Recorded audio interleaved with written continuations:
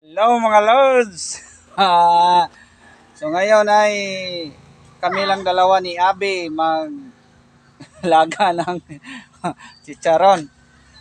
So ito yon ang aming nilaga. Ayan mga Lods, no? Ito ay naka-segregate. Ito ay naka-segregate, no? Ang ganito mag-segregate. So since ito ay nakapatong, hindi masyadong makita sa camera. Ito muna ha, mga Lods. Ayan. Ayan ang mga Lods. Ayan ha. Ito, bawal itong nakapatong. Ito, ayan. Kunin yan at saka ilipat sa walang ano. Okay. So, ayan. Dali lang. Ayan. So, ayan o. Nakapatong. So, ihiwalay, no? Kailangan ihiwalay yung nakapatong para mabilis matuyo. So ayan, oh. Ayan. So dalawang sako, dalawang bilaran. So ako lang mag-isa. And kasama ko dito yung bunso kong anak na 4 years old. So hindi pa mapuslan. So kinakain niya ito eh. Masarap kasi ito. Ito, masarap to, no? So, ayan.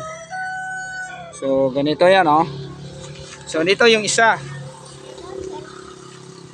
So, ayan ang mga Lods. Ito yung isa, no? So, dito tayo sa kabila. So, iikot tayo dito. Ayan. Okay? So, ayan. Sa gustong magpaturo, no? Gustong magpaturo na walang puhunan, huwag ka nang magpaturo. Okay?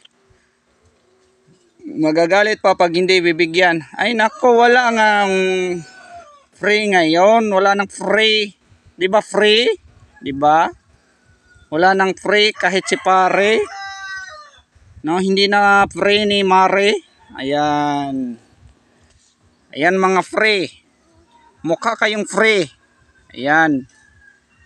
Mukha kang free Lods. Magalit ka pag ano ka? Ha? Hari dito sa Pilipinas? Na magagalit ka? Huwag kang magagalit. Kasi ito yung aking diskarte. Nagbibenta ako ng resipe. Kung hindi mo makuha, hindi huwag ka dito sa negosyong ito. Huwag mong pilitin. Diba? Pilitin kasi. Huwag mong pilitin ang ganitong negosyo pag wala kang puhunan. Ano bang klaseng negosyong gusto mo na walang puhunan? Ha? Wala namang negosyo na walang puhunan. Nako, sa panahon ngayon, lahat mahal ang bilihin. Lahat binibili, hindi mo mapagalaw ang tao pag wala kang pera. Ngayon, hingiin mo lang yung aking resipe. Nako, wag ka na. Matulog ka na lang. Tulog ka na lang, Lods. No? Ano ka? Hari dito sa Pilipinas na kayo ang magsiga-siga dito na sabihin mo na mata mo, ulo mo, utot mo. Ha? Mo akong pasiga-sigaan na magagalit ka ha? Nako. I-report mo ko kung ano ka, ha? Ano ka, Lods? Nagtatrabaho lang ako dito, naghanap buhay. Nagbibenta ng resipe ng aking chicharon kung gusto ka. Kung wala kang puhunan, edi huwag ka nito sa ganitong negosyo. Kailangan itong puhunan. Nako. Ano mang klaseng pag-isip pag-isip mo para kang baliw eh. Gagalit ka? Ano ka? Gusto mo libre? Wala ngang libre. Sinasabi ko ngayon. Wala nang libre ngayon. Ano ka? Tulad mo sa inyong pag-iisip na nasanay ka sa libre. Ayan, utak mo kasi nasanay sa libre. Kaya gusto mo lang hingiin yung aking resipe. Ay, nako. Hindi ko to ipamimigay. No? Nagbibinta nga ako dahil malaking negosyo to. No? Ito. 2 frame lang to. Pag mabinta ko to lahat, 2,000 ang aking gross. Mabilis lang to. Lalo ngayon tag-init. Nako ka. Magagalit ka para kang siga dito ah. Ano ka ba? Presidente ka ba dito? Nako. Huwag ka nang manood sa aking vlog. Gigil mo ako eh. Para kang hari dito. Pilipinas, hari ka. So sa gusto lang, gustong mamuhunan, o kukuha ka. Kasi nakita nyo naman, legit yan. No, legit yan na umaalsa talaga to. Ikaw naman Lods, ikaw na master ka na nito, wag mong basagin yung aking diskarte. Magbibinta ka ring resipe wag mong sabihin na alam mo, magbinta ka rin.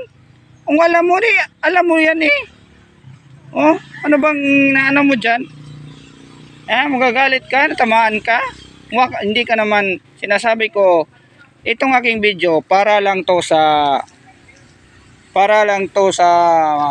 baguhan na wala pang alam na gustong magpaturo, gustong mag negosyo at saka gustong kumikita, no? Naku ka. Ano bang yung pag-iisip mo, Lods? No? Basagin mo ng aking diskarte dito. Diskarte ka dyan sa buhay mo. Hindi ka magagalit ka rin. Kung alam mo pala ito, huwag kang magagalit dyan. Ano ka? Mata mo eh. Huwag kang dito sa aking vlog. Delete ko yung comments mo. Ano ka? Manood ka kung gusto ka. Kung hindi ka gusto manood sa aking vlog, tamaan ka, i-skip mo ang aking vlog. Nako, sabihin nyo na ako suplado. Sino namang hindi magagalit pag nanghihingi ng resipe, sabi ko may bayad, tapos magagalit, ako papagalitan. Nako, ano ka dito? Siga? Wag ka. Sapaking kita dyan. Palingong pagmumukha mo para kang ulol. Ikaw, master ka naman dito sa recipe na to.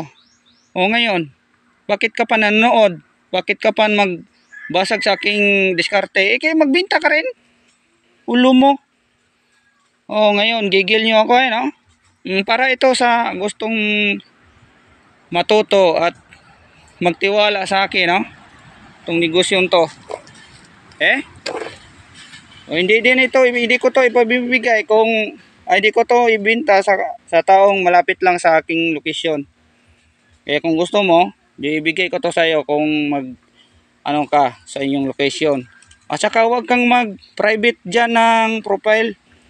No? Hindi kita din bibintahan pag private ng profile mo. Hindi ko alam kung taga saan ka. Mang-spy ka? Nako. Pero taga dito lang ka pala. Na-spy ka dito sa aking negosyo. May negosyo ka naman dyan, ka na mag-focus sa inyong negosyo. Huwag mong sisirain aking negosyo. Okay, Lods? Okay. PM ka, message ka kung gusto mo na matuto sa aking negosyo. Yung magtiwala lang, huwag yung mga taong walang tiwala din, no? Nakikita nyo naman. Huwag ka nang umiyak dyan. Kita mo yun sa lawang mata mo. Butaan kita eh. Okay. Sabihin nyo na ako ay suplado. Kailangan naman ako magmakaawa sa inyo. Kayo naman ang nangailangan, hindi naman ako. Kung wala akong binta wala naman kayong pakialam. Pag walang magbibili dito, basta ako mag-vlog lang. Diba? Ano ka? Gigil nyo ako eh. Ayan. Hanggang dito pa nanood ka pa. Tapos natamaan ka pala. Ikaw. Nanood ka pa rin. Hindi ka naman mag-comment. So ka nang manood.